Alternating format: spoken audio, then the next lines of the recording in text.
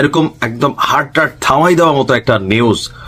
যারা বলছিল যে শেখ হাসিনা আসবে, বাংলাদেশ আসবে, ঘটনা তো ভাই সত্যিই হতে যাচ্ছে। কারণ ডক্টর মোহাম্মদ ইউনূস যখনই বিদেশ সফরে যান, সেখানে তিনি এমন এমন কথা বলেন যেগুলা শুনা বাঙালি জাতির ঘুমটুম হারাম হইয়া যায়। একদম সেই লেভেলেরই খবর। মানে আওয়ামী লীগের নিষেধাজ্ঞা যে কোনো সময় উঠে যেতে পারে, বুঝতে পারছেন? মানে ডক্টর মোহাম্মদ ইউনূস, আমার ধারণা তিনি তার এই নিউজটা দেখার পরে যেটা মনে হয়েছে যে আগামী দিনে তার গ্রামীণ ব্যাংকে তিনি বাঁচানোর জন্য, অথবা এই যে সারা বাংলাদেশ জুড়ে যতগুলো গ্রামীণ ব্যাংকের শাখা আছে, ওনার ব্যবসা আছে, সামহাউ মেবি তিনি ওই জায়গাতে কনসেন্ট্রেশন দিচ্ছেন বা উনি যে ইউনিভার্সিটির লাইসেন্স নিচ্ছেন, ম্যান পাওয়ার অফিস করছেন। কারণ কিছুটা টেনশন তো ভাই থাকে, কারণ ক্ষমতা থেকে সরে গেলে এই ডক্টর মোহাম্মদ ইউনূসের পরিণতি কতটা খারাপ হবে অনেকে হয়তো আইডিয়া করতে পারছেন, আবার অনেকে হয়তো করতে পারছেন না। সেই জায়গা থেকে মেবি এই সিদ্ধান্ত। ঘটনার প্রেক্ষাপট হচ্ছে, প্রধান উপদেষ্টা ডক্টর মোহাম্মদ ইউনূস বলছেন যে আওয়ামী লীগকে নিষিদ্ধ করা হয়নি, এটা আমরা প্রথম থেকে বলছি। শুধুমাত্র তাদের কার্যক্রম সাময়িকভাবে স্থগিত করা হয়েছে, সাময়িক। ইভেন আওয়ামী লীগের যে দলীয় নিবন্ধন, সেটাও কিন্তু স্থগিত করা হয়নি।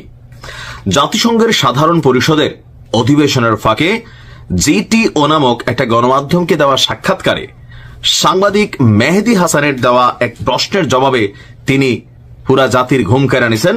তিনি বলছেন, কার্যক্রম স্থগিত থাকায় আওয়ামী লীগ কোন রাজনৈতিক কর্মকাণ্ড পরিচালনা করতে পারবে না।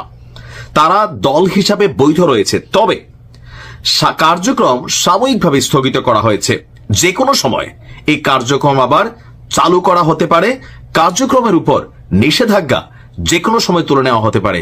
এখন এই যে কোনো সময়টা কখন, তিনি কিন্তু বলেন নাই তার সরকারের সময় নাকি পরবর্তী সরকারের সময়। তো পরবর্তী সরকারের সিদ্ধান্ত তো তার সরকার নিবে না।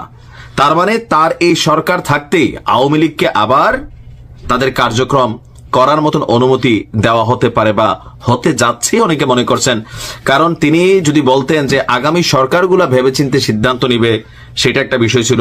কিন্তু তিনি বলছেন যে কোনো সময়, মানে তার সরকারের সময়ই এটা হবে। আমরা ওনার কথা এটাই বুঝতে পারছি। তিনি বলছেন আওয়ামী লীগের নির্বাচনে অংশ নেওয়ার বিষয়টি নির্বাচন কমিশনের এখতিয়ার। তার মানে এই যে বাকি যারা লাফাচ্ছেন দুঃসংবাদ, কোন দল নির্বাচনে অংশ নিতে পারবে সেই বিষয়ে সিদ্ধান্ত নিবে নির্বাচন কমিশনই। কারণ তারাই নির্বাচন পরিচালনা করছে। নির্বাচন কমিশনরেও মানে পুলসেরাতের পুলে তুলে দিচ্ছেন তিনি। প্রধান উপদেষ্টা আরো বলেন যে আওয়ামী লীগের সমর্থক রয়েছে, তাদের লাখ লাখ সমর্থক আছে, এটা আমি মানি না। আপনার একটু মানা দরকার। লাখ লাখ না, এখনো বাংলাদেশে কোটি কোটি সমর্থক আছে আওয়ামী লীগের, এটা আপনি মানেন না বললে হবে না। আপনি জনমত জরিপ বাহিরের রাজনীতি হয়তো বোঝেন না, আসলে আপনি রাজনীতি বোঝেন না। তাদের সমর্থকরা সাধারণ ভোটারের মতোই ভোট দিতে পারবেন, তবে সেখানে আওয়ামী লীগের প্রতীক থাকবে না। তিনি অভিযোগ করেন যে আওয়ামী লীগ নিজেদের রাজনৈতিক দল দাবি করলেও বাস্তবে তারা রাজনৈতিক দলের মতন আচরণ করেনি, মানুষ হত্যা করেছে, কর্মকাণ্ডের দায় স্বীকার করেনি, বরং অন্যের উপর চাপিয়েছে। কে কার উপর চাপিয়েছে স্যার, খেলা কিন্তু জমাই দিচ্ছেন আপনি। আপনার এই বক্তব্যে এই মুহূর্তে ওরা বাংলাদেশের অনেকে আপনার উপর লানত মানে হোক বর্ষিত কেমন ভাবেও কিন্তু স্টেটাস দিচ্ছেন। আমার পরিচিত অনেকে দেখলাম, গালিটালিও শুরু হয়ে গেছে। এখন ডক্টর মোহাম্মদ ইউনূস কেন হুট করে এই সিদ্ধান্ত নিলেন, নাকি আসলে ভয় পাচ্ছেন? ভয় তো তিনি পান, তিনি বেসিক্যালি একজন ভীতু মানুষ। আওয়ামী লীগ সরকারের আমলে একদম লাস্টে যখন বাটে পড়ে গেছিলেন ট্যাক্সের টাকা নিয়ে, তখন সামহাউ অথবা এই যে জুলাই অভ্যুত্থানের যে সিস্টেম আমরা দেখলাম যে এটা তিনিও একটা পার্ট। কারণ সরকার পতন হয়েছে 5 তারিখে। নাহিদ ইসলাম ট্রাইব্যুনালে দেওয়া সাক্ষাৎকারে তিনি কিন্তু বলছেন যে 4 তারিখ সাদিক কায়েমের কথা আসছে যে আগস্টের প্রথম দিক থেকে তারা ডক্টর ইউনূসের সাথে যোগাযোগ করছিল যে তিনি রাষ্ট্রপ্রধান হবেন কিনা।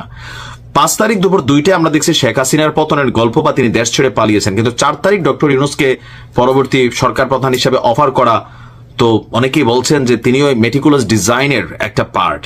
আসলে এখানে অনেক কিছুই হয়তো বা সময়ের সাথে বের হয়ে আসবে। তবে ডক্টর মোহাম্মদ ইউনূসের এমন বক্তব্যকে আপনি কি মনে করছেন? ভয় পাচ্ছেন নাকি আসলে তলে তলে কোনো সেটেলমেন্ট হয়ে যাচ্ছে? ভালো থাকবেন।